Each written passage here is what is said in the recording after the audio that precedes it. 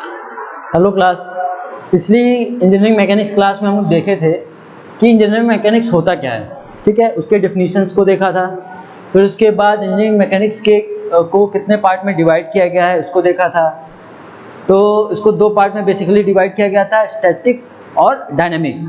फिर स्टैटिक में हम क्या करते हैं, उनसे डील करते हैं जिसपे फोर्स लग रहा हो और बॉडी रेस्ट में हो। लेकिन डायनेमिक में क्या करते हैं कि हम मोशन बॉडी को स्टडी करते हैं, ठीक है। उसमें स्टडी कर क्या करते हैं, दो तरीके से स्टडी करते हैं। एक होता है उसमें काइनेमेटिक और दूसरा होता है काइनेटिक। काइनेमेटिक में क्या होता है कि हम बॉडी पे फोर्स का इफेक्ट तो स्टडी करते हैं, लेकिन किसकी वजह से बॉडी में क्या मोशन आ रहा है या वेलोसिटी कितना चेंज हो रहा है वो नहीं स्टडी करते हैं। मतलब बॉडी में वेलोसिटी, एक्सीलरेशन, टाइम, इन सारी चीज़ों का स्टडी करते हैं, लेकिन फोर्स को नहीं इसमें इंक्लूड करते हैं। लेकिन वहीं अगर काइनेटिक अगर हम लोग पढ़ते हैं तो काइनेटिक में हम दोनों कॉज को स्टडी करते हैं। मतलब जिसके कारण से बॉडी में मोशन आ रहा है यानी फोर्स को और मोशन दोनों को स्टडी करते हैं। फिर हम लोगों ने क्या किया था कि कुछ डेफिनेशंस देखे थे, बेसिक डेफिनेशंस। जैसे हम लोग देखे थे कि मास क्या होता है, फिर उसके बाद पार्टिकल क्या होता है और बॉडी क्या होता है।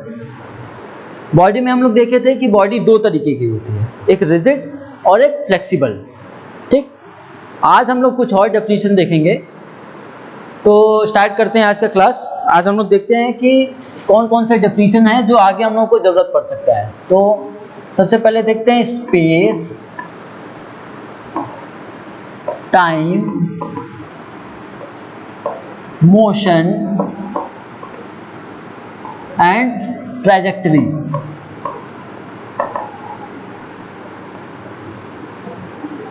ठीक। ये इन सारे टॉपिक का हम डेफिनेशन देखेंगे। तो स्पेस क्या है? स्पेस वो सारी चीज़ें जिसमें सब कुछ इंक्लूड है, ठीक। एक ऐसा रीजन जो चारों तरफ एक्सटेंड हो रहा हो और जिसमें सारी चीज़ें इंक्लूड हो। तो अगर स्पेस का अगर डेफिनेशन देखा जाए तो स्पेस को हम कैसे डिफाइन करेंगे? Space it is a region which extend in all direction,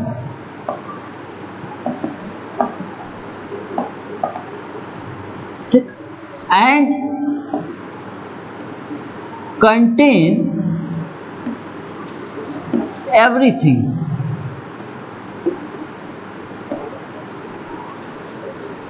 for example sun, moon, earth, etc etc, ठीक। तो क्या है कि स्पेस क्या चीज़ है? वो ऐसा रीजन जिसमें सारी चीज़ें इंक्लूड हैं, ऐसा रीजन जो चारों तरफ एक्सटेंडेड है, ठीक। और सारी चीज़ें वो अपने अंदर इंक्लूड किया हुआ हो। एक्सटेंशन मतलब सारे डायरेक्शन में एक्सटेंशन, मतलब कि हम जहाँ तक जानते हैं कि 3 डायमेंशन होते हैं, ठीक, एक्स, वाई और जेड। तो जितने भी स्पेस हैं वो 3D होते हैं, ठीक। और जो 3D होते हैं उसमें ये सारे डायरेक्शन में एक्सटेंड हो रहा है। यानी अगर हम कहें तो ये एक्स डायरेक्शन में भी एक्सटेंशन है इसका, वाई डायरेक्शन में भी एक्सटेंशन है और इसके परपेंडिकुलर जेड डायरेक्शन में भी इसका एक्सटेंशन है। तो वो सारा स्पेस जिसमें ये एक्सटेंड हो रहा है और सारी चीज़ें इंक्लूड किया हुआ है। मतलब जहाँ हम लोग खड़े हैं ये भी स्पेस है, हम लोग जो बातें कर रहे हैं, जिस कमरे में हम लोग ये क्लास रिकॉर्ड कर रहे हैं, ये भी एक स्पेस है, ठीक। तो वो सारा स्पेस जिसमें सारी चीज़ें इंक्लूड हैं, ठीक, उसको कहते हैं स्पेस। वो सारा रीजन जिसमें सारी चीज़ें इंक्लूड हैं और ये हर डायरेक्शन में एक्सटेंड होता है, ठीक। फिर आगे नेक्स्ट डेफिनेशन हम लोग देखते हैं क्या? टाइम। टाइम को कैसे डिफाइन करें? ठीक, टाइम को हम क्या कह सकते हैं कि अगर हम कोई भी इवेंट कर रहे हैं या कोई भी काम कर रहे हैं तो उसको हम कैसे डिफाइन करेंगे कि कितने देर तक की है, ठीक। तो ये बेसिक डेफिनेशन इसको हम ऐसे कर सकते हैं, time is a measure of successive events, कि जो इवेंट्स हो रहा है वो किस तरीके से हो रहा है या किस स्पेस में हो रहा है, ठीक। तो जब भी हम कोई काम करते हैं, या हम पढ़ाई कर रहे हैं, या फ़ोन चला रहे हैं, या पैदल चल रहे हैं, तो वो क्या होता है कि टाइम उसमें जो भी हम काम करते हैं उसमें टाइम लैप्स होता है। तो हम क्या जो भी काम करते हैं उसमें टाइम लैप्स होता है, फिर हम बता सकते हैं कि ये टाइम क्या है, ठीक। तो इसको हम क्या कर सकते हैं, it is a measure of successive event,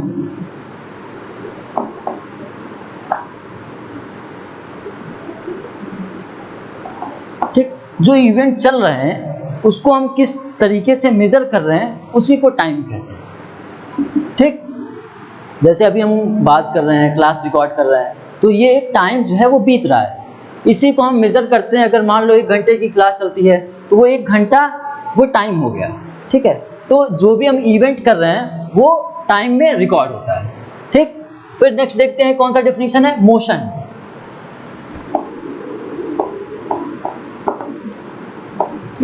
motion क्या है, मोशन अगर कोई पार्टिकल या कोई बॉडी किसी अदर बॉडी के रेस्पेक्ट में अपना पोजीशन चेंज करता है तो उसको हम क्या कहते हैं, मोशन में है, ठीक। तो बेसिक डेफिनेशन इसका ये है कि अगर कोई बॉडी अपना स्पेस जो है वो चेंज करता है, अपना प्लेस जो है वो चेंज करता है, तो क्या कहेंगे, वो बॉडी मोशन में है, ठीक। तो इसको बेसिक डेफिनेशन इसमें क्या लिख सकते हैं, when a body change its position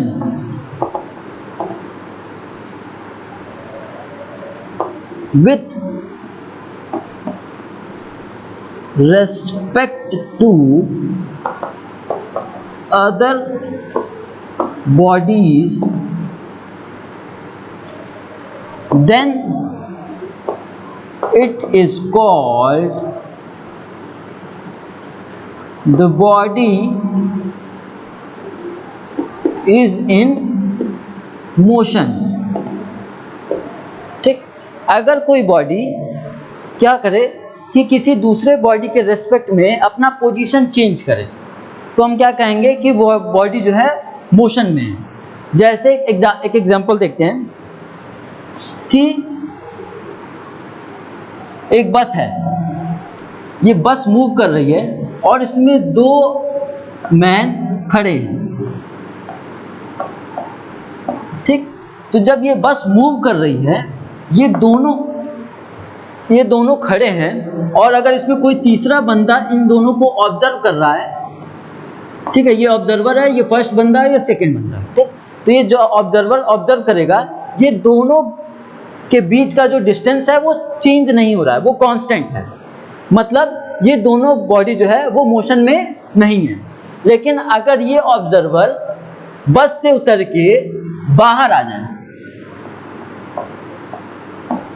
ठीक, और बस अभी भी मोशन में है, मतलब कि अब ये दोनों बंदे, ठीक, और ये बस, ये तीनों मोशन में है, ठीक। तो इनके और इनके बीच में क्या होगा कि डिस्टेंस जो है वो बढ़ेगा, पोजीशन जो है वो चेंज होगा। तो क्या कहेंगे कि बस जो है वो ऑब्जर्वर के रिस्पेक्ट में मोशन में है, लेकिन ये 2 बंदे अभी भी बस में एज इट इज खड़े हैं, तो यानी इन दोनों के बीच में कोई मोशन नहीं, उन दोनों के बीच में कोई भी स्पेस का चेंज जो है, वो डिस्टेंस का चेंज जो है वो नहीं हो रहा है, ठीक। तो हम सिंपल सा डेफिनेशन क्या कहेंगे कि अगर कोई बॉडी किसी दूसरे बॉडी के रिस्पेक्ट में, अगर कोई बॉडी दूसरे बॉडी के रिस्पेक्ट में अपना पोजीशन चेंज करता है तो क्या होगा कि वो बॉडी, कहेंगे कि वो बॉडी मोशन में है, ठीक। अब देखते हैं ट्रैजेक्टरी। अच्छा, मोशन जो है वो कई तरीके से हो सकता है, एक रेक्टिलिनियर होता है और एक कर्विलिनियर होता है। अगर मोशन किसी स्ट्रेट लाइन में, अगर कोई बॉडी किसी स्ट्रेट लाइन में मूव करता है तो क्या होगा? अगर कोई बॉडी किसी स्ट्रेट लाइन में मोशन करता है तो उसको कहेंगे रेक्टिलिनियर मोशन, ठीक। और अगर वो बॉडी किसी कर्व में मूव करता है तो उसको क्या कहेंगे? कर्विलिनियर मोशन, ठीक है। तो इसको देखते हैं हम लोग, मोशन को एक बार और देखते हैं।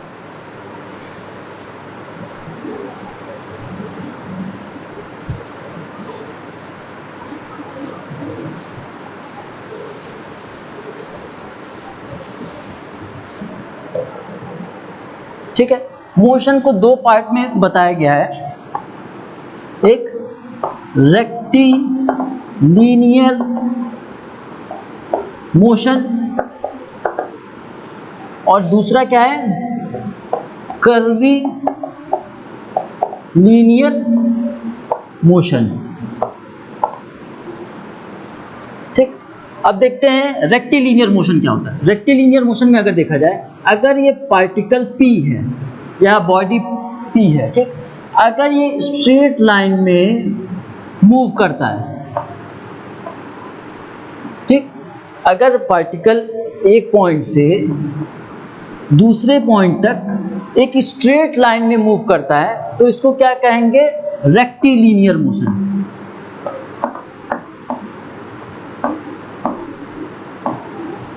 ठीक। लेकिन अगर ये पार्टिकल किसी एक पॉइंट से दूसरे पॉइंट तक किसी कर्व में मोशन करता है,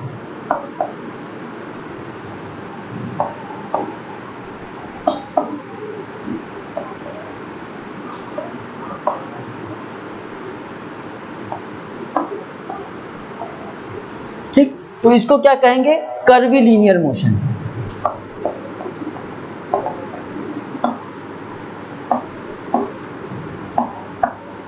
कर्विलिनियर मोशन।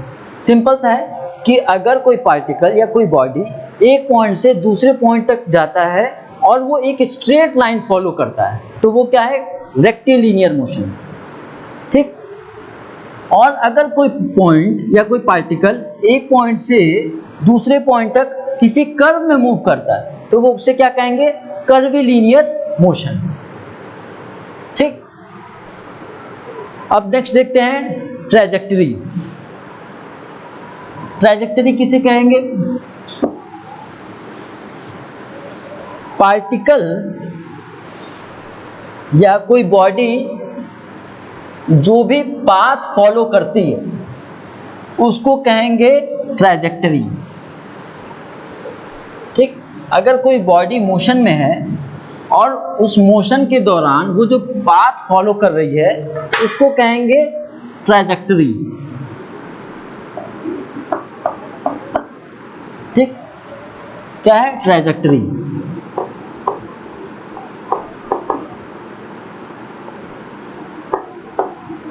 ठीक। इसको क्या कहेंगे? सिंपल सा इसका डेफिनेशन है, द पाथ followed by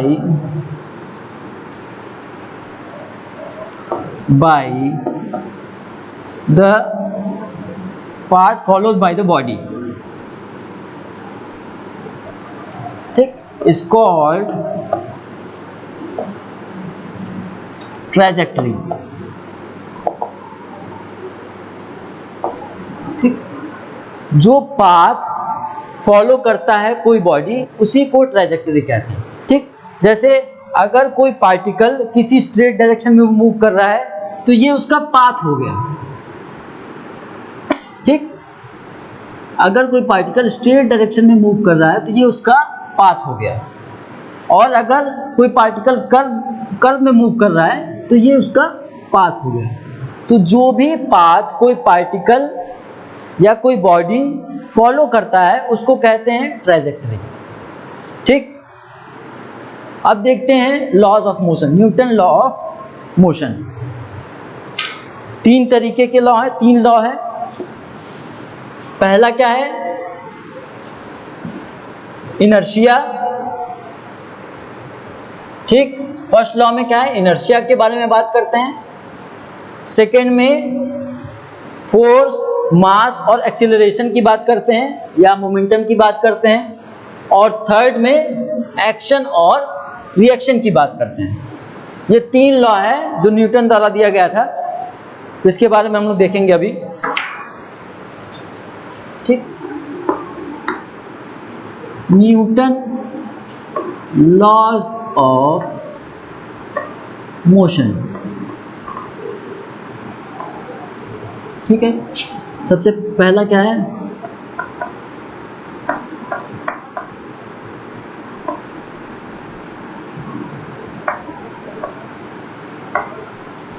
या फर्स्ट लॉ ऑफ मोशन भी बोलते हैं या इनर्शिया भी बोलते हैं। ठीक, इसमें क्या होता है, फर्स्ट लॉ ऑफ मोशन में, न्यूटन फर्स्ट लॉ में इन्होंने क्या बताया था कि जब तक कोई बॉडी के ऊपर कोई एक्सटर्नल फोर्स ना लगे, जब तक किसी बॉडी के ऊपर एक्सटर्नल फोर्स ना लगे, तब तक वो बॉडी अपना स्टेट नहीं छोड़ना चाहती है। अब वो स्टेट या तो मोशन में हो या रेस्ट में हो। सिंपल से कहें कि अगर बॉडी कोई रेस्ट पे है, अगर ये डस्टर रेस्ट पे है, ठीक, तो ये रेस्ट पे तब तक रहेगा जब तक इसके ऊपर कोई एक्सटर्नल फोर्स ना लगे। ठीक, और कोई बॉडी मोशन में तब तक रहेगा जब तक उसके ऊपर कोई एक्सटर्नल फोर्स ना लगे। ठीक, इसको इनर्शिया ऑफ मोशन भी बोलते हैं। ठीक, तो इसको अगर डिफाइन किया जाए तो क्या लिखेंगे,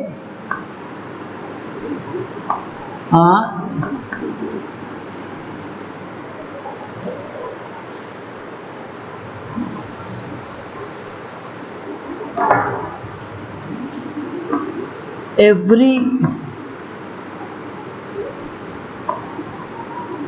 body remain its state of motion or rest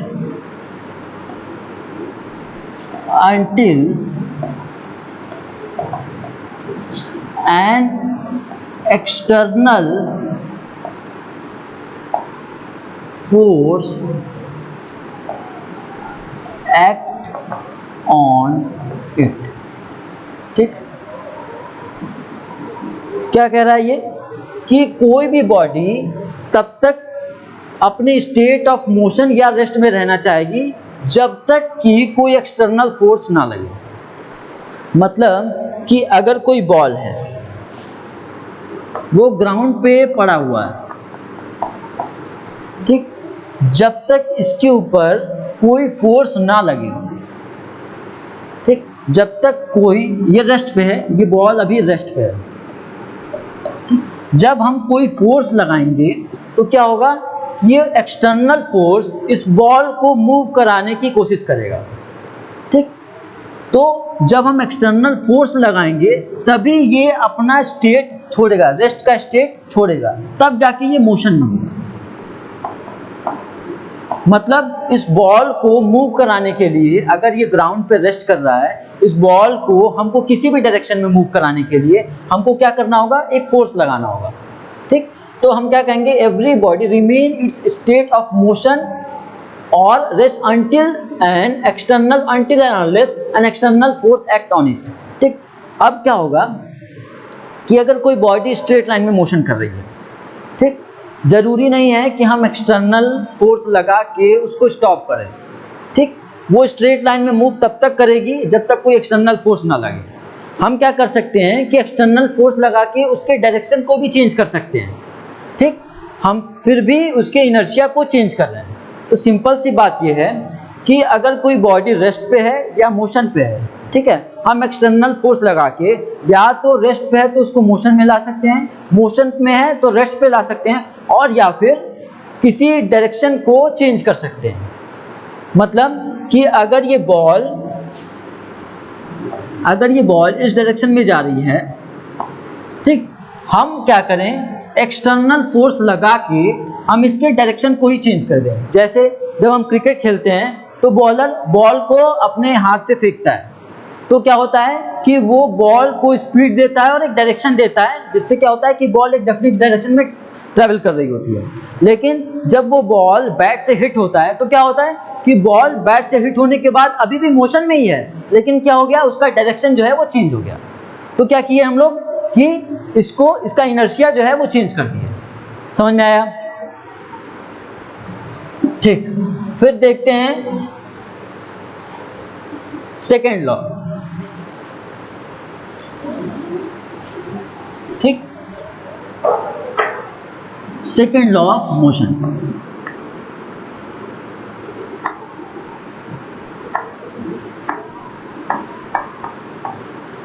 second law of motion में हम सिंपल सा ये कह सकते हैं F equal to mass into acceleration, M into F into M A.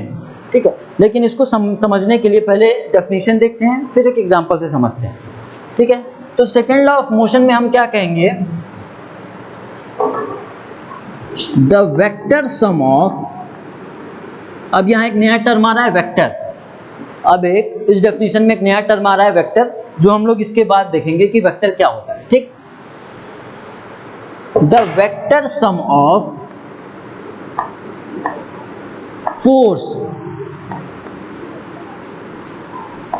F मान लेते हैं, the vector sum of force acting on a body is equal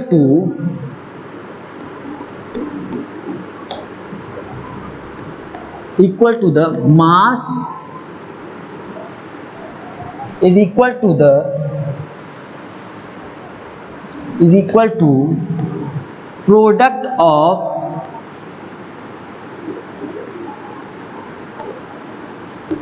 mass of the body and acceleration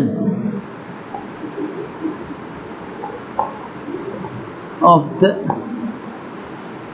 body। ठीक,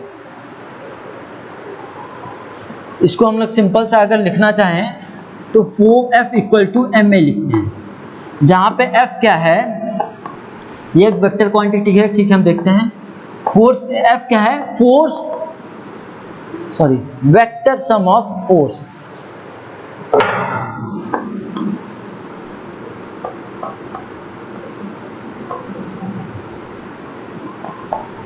ठीक, M क्या है, mass of the body.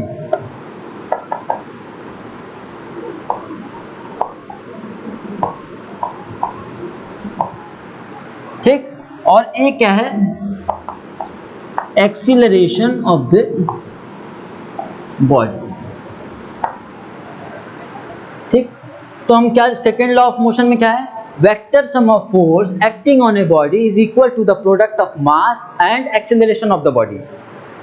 ठीक, यानी हम सिंपल सा इसको ऐसे लिख सकते हैं, force equal to mass into acceleration, जहां M है मास है बॉडी का, A एक्सीलरेशन है बॉडी का, और फोर्स जो है वो टोटल वेक्टर सम है। अब एक एग्जांपल देखते हैं, अगर किसी ऑब्जेक्ट पे, ठीक है, अगर किसी ऑब्जेक्ट पे नंबर ऑफ फोर्स एक से ज़्यादा है, तो क्या होगा कि और वो बॉडी मोशन में है, तो क्या होगा कि जो वेक्टर सम होगा, उसी फोर्स का जो वेक्टर सम होगा वो बराबर होगा मास इंटू एक्सेलरेशन की। यानी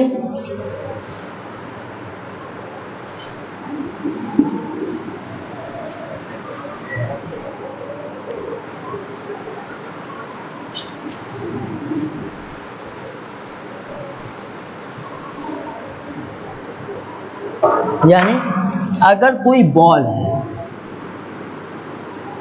ठीक, और बॉल ये ग्राउंड पे रेस्ट कर रहा है मान, ठीक, एक फोर्स यहाँ से लग रहा है, दूसरा फोर्स यहाँ से लग रहा है, तीसरा फोर्स यहाँ से लग रहा है, ये अलग अलग फोर्स हैं, F1, F2, F3, और एक फोर्स जो है वो इसके अपोजिट डायरेक्शन से लग रहा है, F4।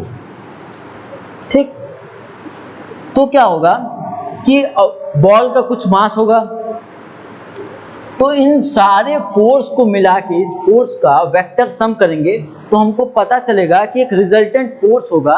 इन सारे फोर्स को मिला के एक रिजल्टेंट फोर्स होगा जिसका एक डेफिनेट डायरेक्शन होगा कि वो इसी डायरेक्शन में मूव करेगा, ठीक।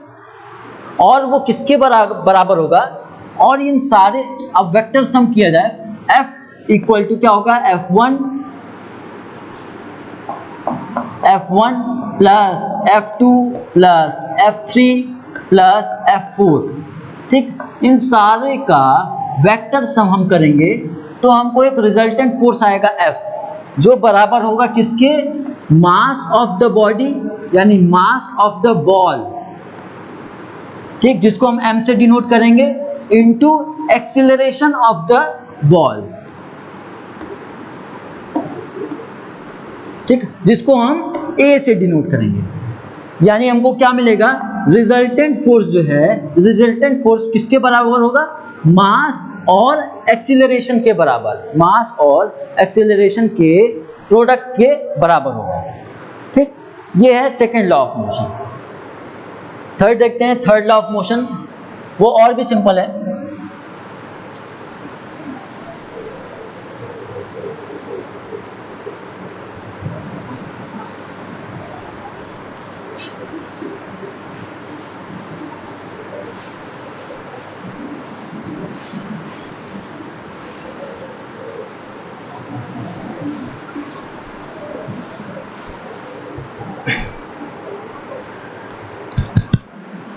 ठीक है, third law of motion,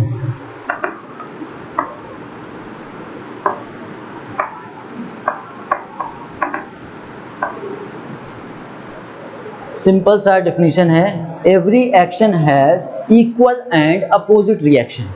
simple सा इसका डेफिनेशन है, every action has equal and opposite reaction, ठीक है। तो थर्ड लॉ में हम क्या लिख सकते हैं, टू every action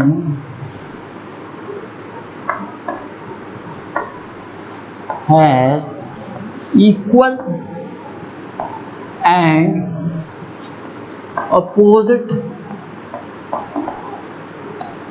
reaction,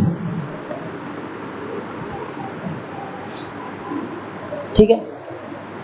अब इसको एक एग्जांपल के तौर पे हम लोग देखते हैं कि, ठीक है, एक एग्जांपल की तरह से देखते हैं कि कैसे किसी भी फोर्स का इक्वल एंड अपोजिट रिएक्शन होता है। सपोज करो कि ये फ्लोर है और इस फ्लोर पे मैं खड़ा हूँ, ठीक है। तो मेरा वेट और अर्थ का ग्रेविटी फोर्स मिला के एक वेट जो है वो एक फोर्स लगा रहा है, मेरा वेट जो है वो इस फ्लोर पे एक फोर्स लगा रहा है, ठीक है। जितना मेरा मास होगा उसमें अगर ग्रेविटी से मल्टीप्लाई कर दे तो हमको वेट मिल जाएगा, और वो वेट जो है वो एक फोर्स है जो इस फ्लोर पे लग रहा है, ठीक है।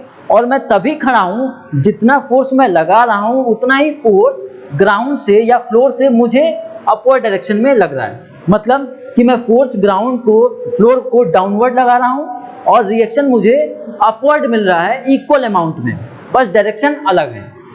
तो ये क्या हो गया कि फोर्स जो है, मैग्नीट्यूड जो है वो दोनों बराबर है लेकिन डायरेक्शन जो है वो अपोजिट है।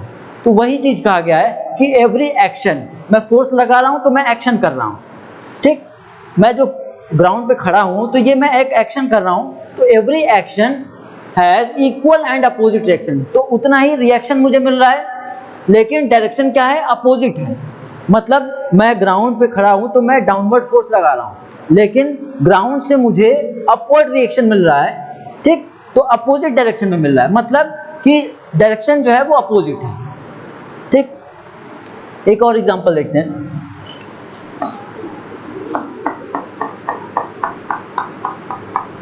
ठीक है। ये बॉल है, ये एक बॉल है जो ग्राउंड पे रेस्ट कर रहा है, ठीक।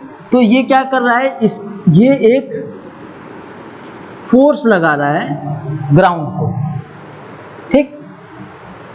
अब ये ग्राउंड पे तभी रेस्ट है जब जितना फोर्स वो बॉल ग्राउंड पे लगा रहा है, जितना फोर्स बॉल ग्राउंड पे लगा रहा है उतना ही इसे रिएक्शन मिल रहा है, तो ये तभी ग्राउंड पे रेस्ट है जब जितना फोर्स इस पे लग रहा है, जितना ये ग्राउंड पे फोर्स लगा रहा है, उतना ही हमको रिएक्शन भी मिल रहा है। लेकिन डायरेक्शन क्या है? एक का डायरेक्शन डाउनवर्ड है तो दूसरे का डायरेक्शन अपवर्ड है। मैग्नीट्यूड दोनों बराबर है लेकिन डायरेक्शन अलग अलग है। इसी को कहेंगे third law of motion.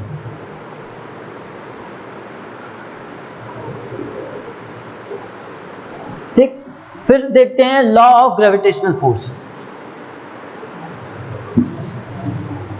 Law of gravitational force. इस यूनिवर्स में जितने भी ऑब्जेक्ट हैं, जितने भी बॉडी हैं, वो एक दूसरे से अट्रैक्ट होते हैं। ठीक, और इसी अट्रैक्शन फोर्स की वजह से ये सारे ऑब्जेक्ट जो है वो एक दूसरे के अट्रैक्शन की वजह से ही एक दूसरे से बंधे हुए होते हैं। Law of gravitational, law of gravitation. ठीक है, लॉ ऑफ ग्रेविटेशन क्या होता है? Law of gravitation which mutually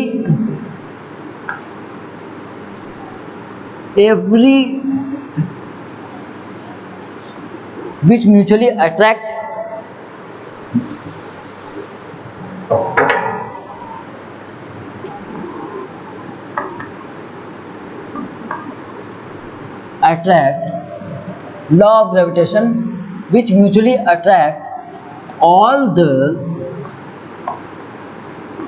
bodies of the universe। ठीक, इस यूनिवर्स में जितने भी ऑब्जेक्ट हैं वो क्या होते हैं कि एक दूसरे से म्यूचुअली अट्रैक्ट होते हैं। ठीक, कोई भी आइसोलेशन बॉडी है, कोई भी दो बॉडी है, वो क्या होगा? वो आपस में एक दूसरे से अट्रैक्ट होगा। ठीक है, ये है लॉ ऑफ ग्रेविटेशन। ये भी न्यूटन ने दिया था। इसको फॉर्मुलेट करें, अगर इसको फॉर्मूले के फॉर्म में लिखें तो क्या होगा? F equal to G m1 m2 upon r square. ठीक, जहां पे F क्या है? फोर्स।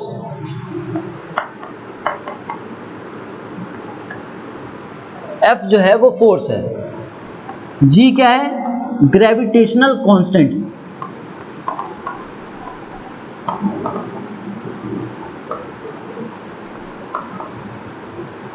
ग्रेविटेशनल कांस्टेंट जिसकी वैल्यू है 6.67 into 10 to the power -11 newton metre square upon KG square. ठीक, m1 और m2 क्या है? m1 मास 1 है, m2 मास 2 है। ठीक, और r क्या है? r क्या है?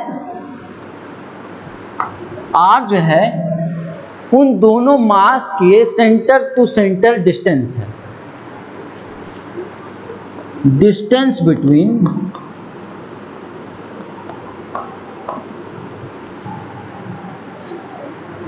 Centre of m1 and m2।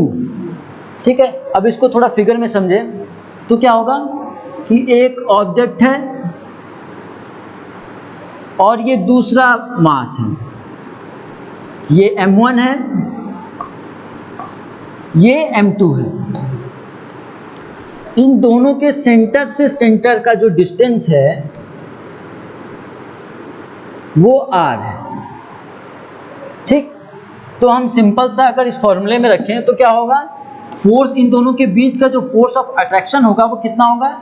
G gravitational constant into m1 into m2 divided by centre से सेंटर के बीच का distance r into square, r square.